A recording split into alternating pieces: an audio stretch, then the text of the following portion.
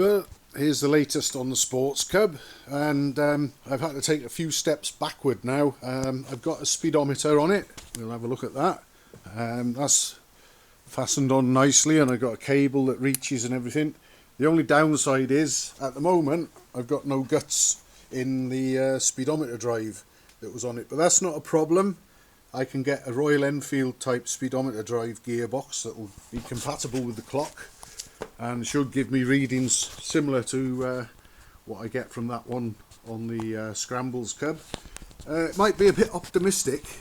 This one's up to 120 miles an hour. I don't think even the Sports Cub is going to be venturing that high, but nevertheless it'll be a working speedometer, and I got the bracketry sorted out for it. That's on permanently now, but it has got a lamp in it, and I want to connect the lamp up so that comes on with a headlamp, and to do so I'm going to have to make the hole through the headlamp shell for the wires a bit larger.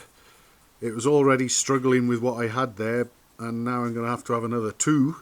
So what I've decided to do, I wanted to do anyway actually, I want a grommet in there. I don't want the wires chafing against the sharp edges of a metal hole.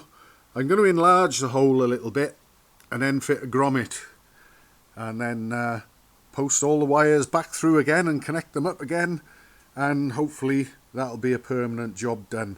So we should end up with the Sports Cub having all its lights and horn and everything working, and also a speedometer that will work once I get a new gearbox for the rear wheel, and lights inside it as well.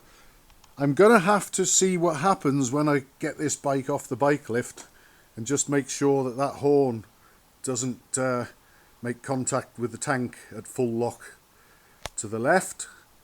We'll cross that bridge when we come to it. I'm hoping that it'll clear. I think it looks okay there. Others are entitled to their own opinions, but at the moment, if I get this job done, we'll have a fully equipped electronically Sports Cub and a speedometer that works and lights up in the dark when I put the lights on. So down to a few little fiddles really now, and then it really will be ready to go on the road. I will be fitting new tyres to it. These will be okay just to try it out up and down the lane and so on. And another thing I found that I wondered about was I thought that after standing as long as it did, the clutch might be stuck and might be a bit of a pig to free off.